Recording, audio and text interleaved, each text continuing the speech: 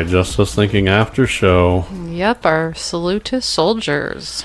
Kind of went hard on the first one, didn't we? We did. There's a lot of information I wanted to get out. Hard information, but good information to get out, yeah. Yep. So normally our main show is a little more light, and then our after show we kind of go a little harder, right? Or a little dark. Sometimes that happens, yeah. So Yeah. we're doing the opposite here. Okay. Now we're going to go through, I have right here, top 10 celebrities. Okay. This is on military.com. Top 10 celebrity veterans, right? Veterans, yeah. Okay. Veterans. Yep. Yes. And the first one on my list is I'm surprised. I'm shocked. Oh, yeah? George Carlin. Oh, okay. He was, most of his act was like anti-establishment, not liking always less government. Oh, interesting. So, sounds like that came from a place that he knew intimately. Could be, yeah. So, yeah, kind of crazy. And then my number 9 on my list here, Steve McQueen. Oh, okay. No wonder he was a heartthrob for everybody, right? Military, driving fast. Yeah. Ooh, okay. Which branch was he in? Let's see. He was. He joined the Marines in 1947. Okay. Yep, that makes sense. Man, yeah, Wow. that's crazy, right? Here's one that you didn't know. What? Yeah, do you like that? I do. Ice-T. Nice. Ice-T served the military. Wow. He joined the Army for financial benefits. I mean, why wouldn't you? Yeah. I think he would do too. Yeah, makes sense, doesn't it? Wow. So That I did not know. yep, that's so Ice-T served military. Got to respect the guy that served. You know, Yeah. Humphrey Bogart. He's an oldie. Oh, okay. Yeah, I remember that name. Okay. Yeah, he's U.S. Navy in 1918. Oh, wow. So yeah, long time ago. Long time ago. Yep, kind of crazy. Morgan Freeman. He joined the Air Force. Now I tell you, Morgan Freeman. The more and more I learn about this guy, the more and more I idolize this guy. This guy is awesome. He is a pretty good person, yeah. He does. And he does a lot for, I'm trying to think of the groups that he does. I can't remember them now. He's, man, he's been there. He's done that. Wow. Man. Love me Morgan Freeman, man. He's one of my favorite people that walks this earth. Yeah. Tell you that right now. He is just, his shit don't stink. Telling you that right now. Probably does, but man, he could talk you out of it. That's for damn sure. Probably, yeah. Holy cow. Yeah. Morgan Freeman, man, he's just, I don't think he could do no wrong. He could slap the Pope and get away with it. Swear to God. Crazy. Number 6 is, or number 5 is Chuck Norris. Of course. Yep. I think he was Air Force, but the joke was the date he was born, the very next day, World War II ended. Oh, okay. That's the joke, that just because he was born, it ended a war. They were afraid Chuck Norris would come over. Yeah. Sparks a bunch of Chuck Norris jokes, I tell you what. What about number 4? Oh. That one I think I knew that one. Did you? Yeah, I think so. I pity the fool. I pity the fool who messed with Ice-T. Mr. T. Oh. Yep. Ice-T and Mr. T. Can you imagine them serving together? Oh my God. Can you imagine a fusion that would be? That would be hilarious. We have Ice-T and Hot Tea. Hot tea. Yeah, do you see how angry always Mr. T was? Yeah, that's true. That's a hot tea right there. Okay, yeah. So, yeah, Mr. T, Johnny Cash. Oh, okay. Number 3 is Johnny Cash. Yeah. And I love me some Johnny Cash, Ring of Fire. Oh, yeah. Whew. And then I'm looking at a picture of him. I'm not gay, but man, Johnny Cash in the uniform, damn. Tell you what, he knew how to bring it. He did. Oh. All right. Clint Eastwood is number 2. Yeah. That doesn't surprise me. I think I any. knew that one too. Yeah, he was drafted during the Korean War. Okay. And then number one on my list is Elvis Presley. Yeah. Which kind of brings me to now I've heard stories about him serving, I want to say around the same time as my father served, or somewhere in that neighborhood. Oh, neat. I was told my father met him Okay. while serving before he was really, Elvis, So, yeah, it's kind of crazy. So now there's a lot of people, that's famous people. Okay. So now my father served. My father served Army. And I remember him telling stories about him being on that, on the plane, Cuban Missile Crisis, Oh, wow. ready to go to war. I mean, they were all Wow. on the plane, scared, afraid they were gonna, they weren't gonna make it off that plane. Yeah. They figured that might be their last ride. Wow. So kind of crazy. So yeah. that's kind of the way it goes there sometimes. So It was. you have a story, right? Yeah, my dad was in the Air Force as well. He's been overseas to a few places, so I've heard, some stories about that. I think I want to say it was Lebanon he went to. So, Oh, that's a wonderful place. yeah. Not so much. So. Yeah. But yeah, so I found another story about a veteran that we'll call DP. She joined the Army in 1990, basically to protect her country, like a lot of people did. She left in 1998, but then after 9/11, she actually went back into the service, back into the Army, was deployed. And unfortunately, this is kind of where we hit on before in the main show about, the stress and the stress that they deal with. She said, like she left one year she left, and then the day after she left, there, a bunch of wounded. There was a big explosion and a lot of people were wounded. And of course, she had survivor's guilt for not being there. But then she got caught up with the Wounded Warrior Project and did like a soldier ride. So, and that was kind of her way of kind of healing a little bit. So, Yeah, see, that's one thing people don't realize and recognize either is a lot of these people when they come back, they when they leave people over there, they almost feel kind of guilty leaving them, right? Yeah. I mean, that's kind of crazy. yeah, like I've heard a lot of those like survivor guilt stories. That's crazy. I think that's probably almost worse than it actually happening to you, probably. Well, that's true. And I can't say that for sure, but I think each has its own problems, I guess. So. Right. All right. So now you have God, I want to say most people I game night with. There's at least 3 or 4 people that served military there. Okay. I would say work with a lot of veterans. Okay. Now, in your family, with your family, it's I think your father served. My father served. My grandfather and a few of his brothers and sisters, like a few of his brothers may have served. My uncle on my dad's side served. Which one? Uncle Jerry. Uncle Jerry, okay. And then my cousins Tammy and Justin, they've both served as well. Justin's still in, right? Justin's still active, yep. What does he do? I'm not sure what his current role is, but I know he was a loadmaster for the C-130. I hope I got that right, but I'm pretty sure I did. I'm sure your Aunt Candy will correct you if you're wrong. I'm sure she will. Aunt Candy, I can't help her. It's all her fault. I'm pretty sure it's the C-130. She didn't do her research before the show. But, I've seen, he's been all over the world, and I've seen a lot of stuff that he's, a lot of the places that he's been. Right. From up in the air.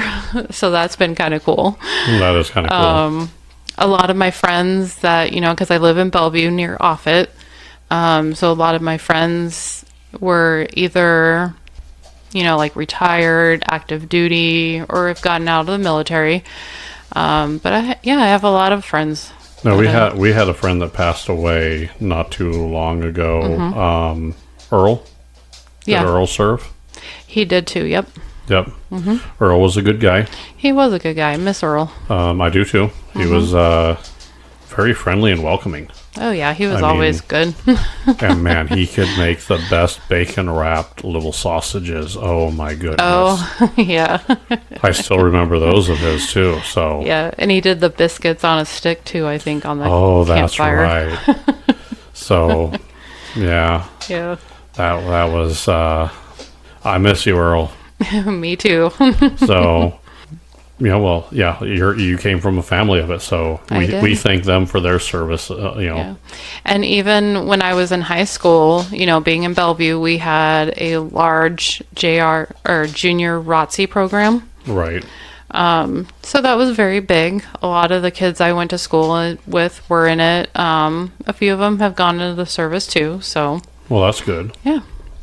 Yeah, I've got a lot of friends that went military. I remember the recruiters. Yeah. San Diego's a big town, so oh yeah. the recruiters are out. It's kind of crazy. So, I will tell you, I said goodbye to friends who left and never made it home.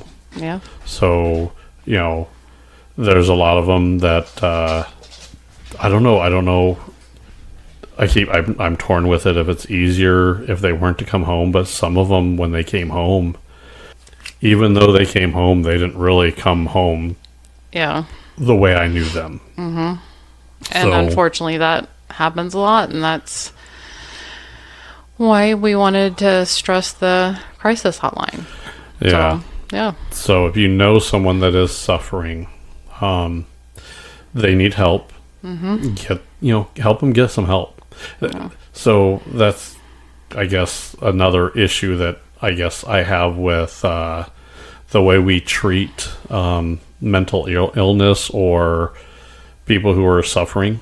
We almost want to treat them like they're an inconvenience, or that we don't treat them right. Yeah, mental health is, a big issue in this country, military or non-military.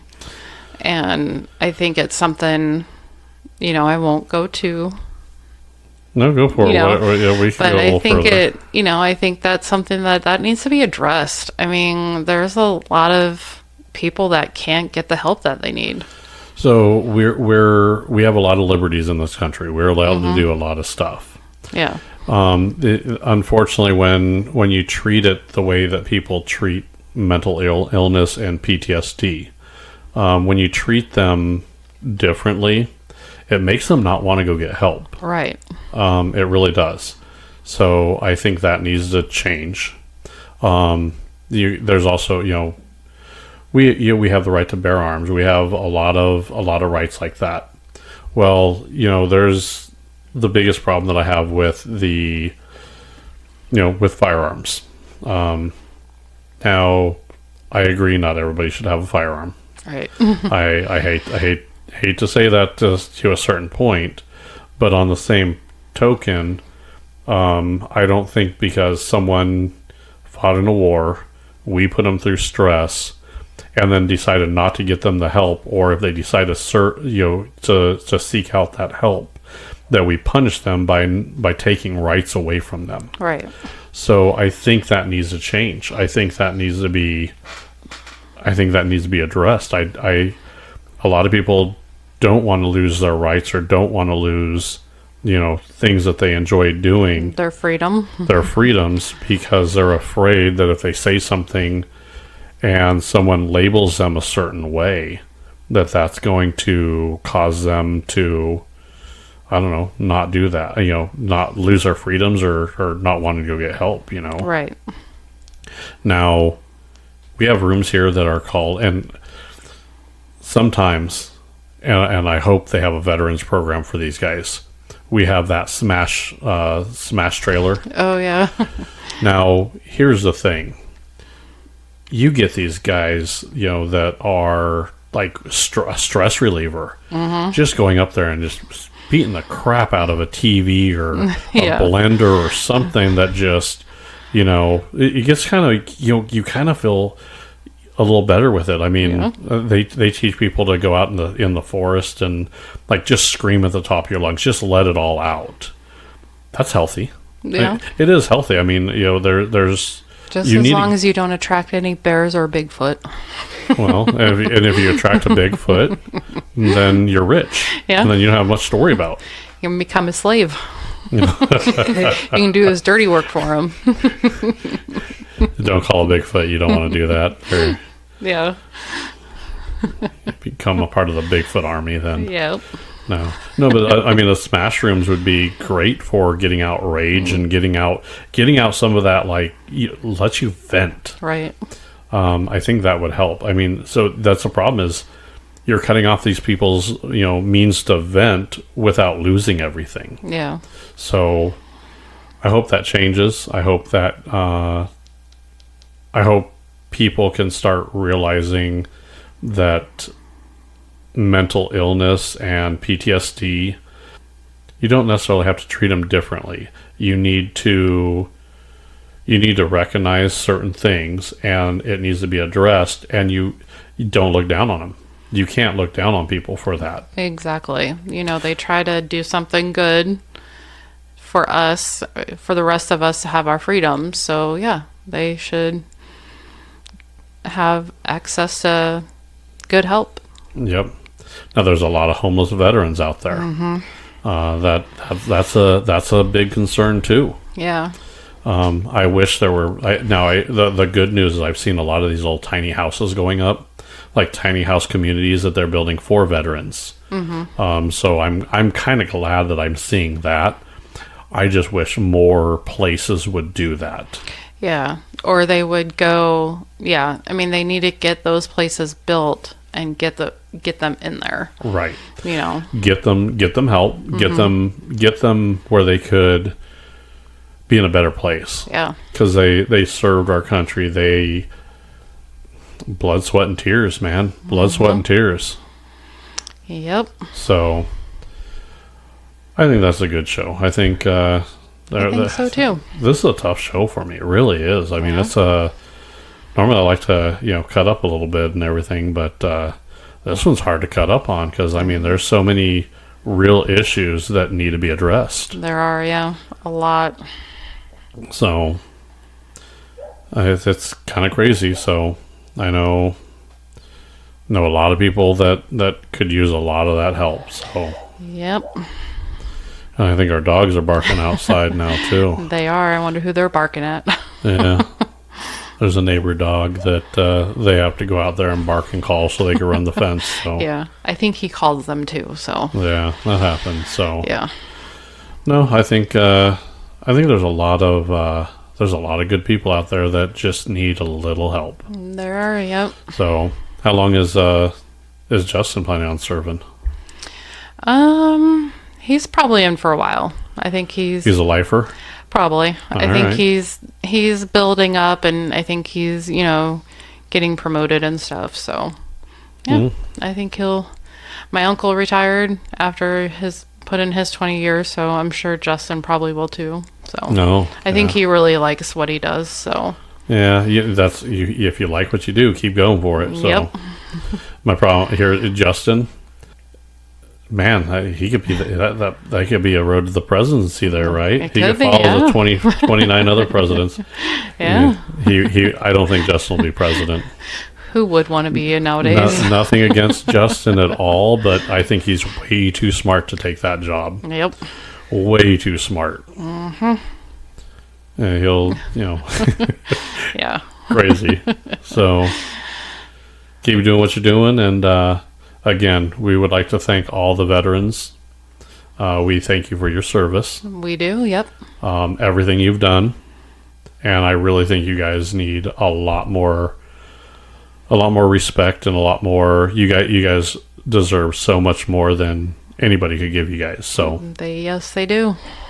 all right. And I think our next show we're going to have the proud American patriot. Oh, yes, we are. Mm-hmm. So there's another podcast. Yep. A buddy of mine runs a podcast, Okay. and he runs the Proud American Patriot. Now his is a different format than ours. Yeah. We don't get political on here. He does. Okay. So he'll be our guest, and we're gonna see what we're gonna dip our toe in the political water with his show. We'll see how that goes. Alrighty, it'll be fun. Yeah. All right. I think that will be our show. Alrighty, well, till next week. Bye, everybody.